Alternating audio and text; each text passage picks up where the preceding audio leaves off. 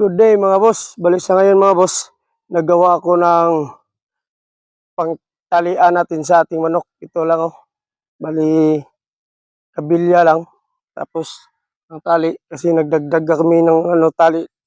Malagyan na dito ng manok. Kasi nakabili kami ng dalawang manok. Kaya, dito namin ilagay para maganda yung nila. Ganito lang mga boss. Yung paggawa natin para safe at yan. Ganyan lang mga boss.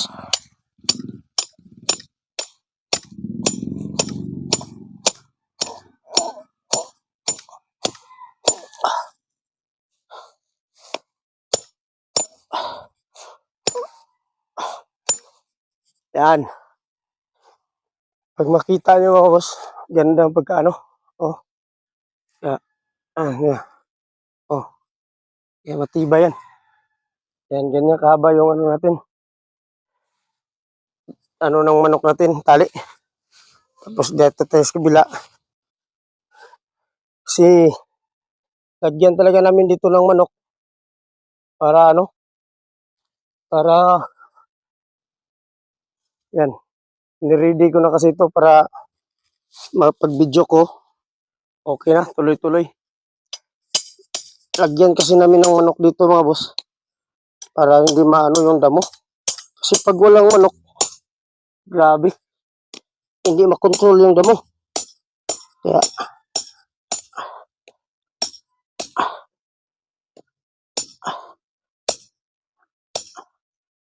ayan. Sabay na. Ayan. Ito. Ganyan lang mga boss. Lagay muna natin dyan kasi wala pang manok. Yan. Mamaya ipakita ko sa inyo yung dalawang manok na nadagdag sa manuka namin. Kasi bala ko talaga mga boss na bibili pa ng manok dahil kailangang mapuno to dito ng manok. Kasi sayang. Tapos yung breeding namin wala pa.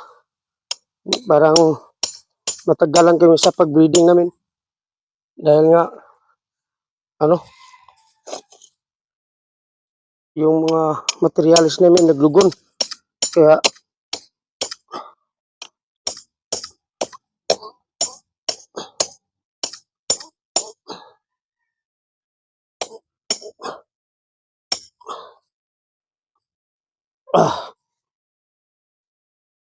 yan lang mga boss.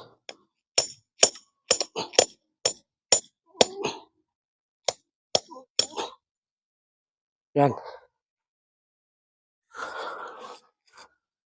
Tama lang.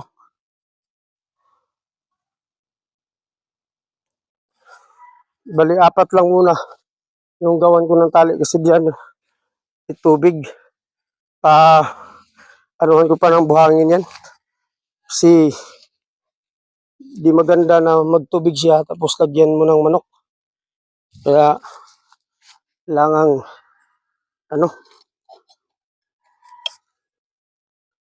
yan.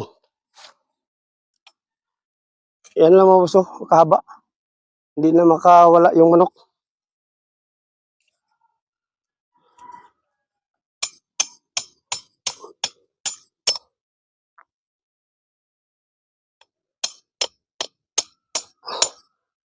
Yan.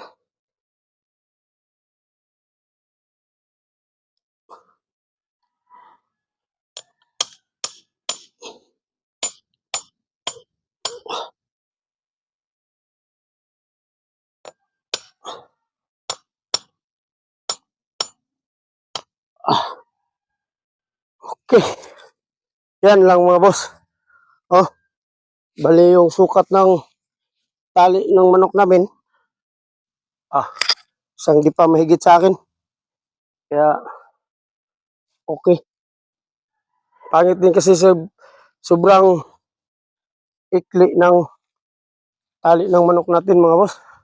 At ngayon boss, pakita ko sa inyo yung nabili naming dalawang manok na galing sa kumpare ko. Kasi nag-breeding sila, tapos yung breeding nila medyo malaki na. Kailangan nilang mag-out. Kaya mas okay man pag dito sa amin dahil paano pag oras ng i-kondisyon, makaano din siya masabihan din siya.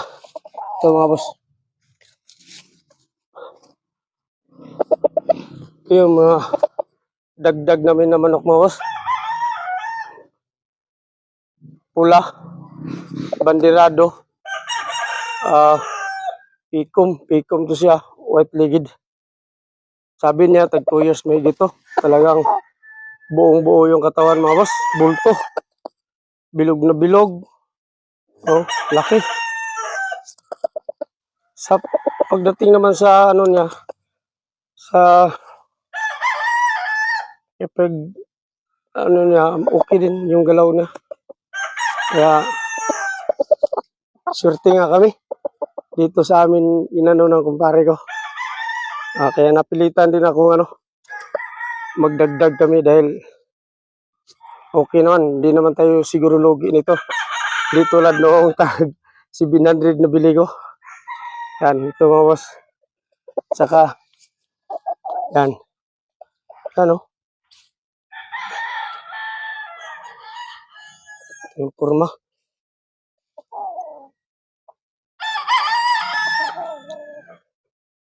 Yan. Bagong hitsas mga boss. Nakatapos lang maglugon. Oh.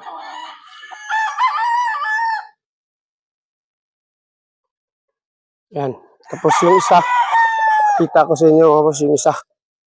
Yung isa. Magkapatid daw to Magkapatid mga boss. Magkapatid. Kaya ito. Ito. Oh. Bandirado rin. Bandirado. White-legged. Yung ano nila, height nila, medium high station lang pero okay na rin. Dahil may edad na rin sila Yan mga boss.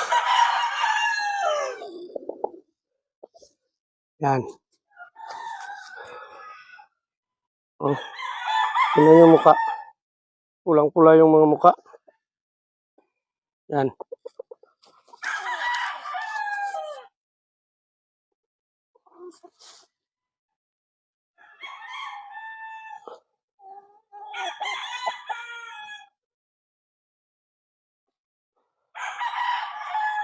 Boss.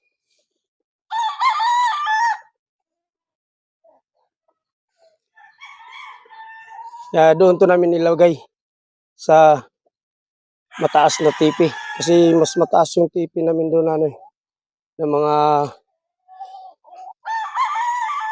yung kulay orange. Yan. Tapos ito yung stud ko dati Yung stud ko dati mga boss na black. Yan. Tingnan nyo mga boss. Oh.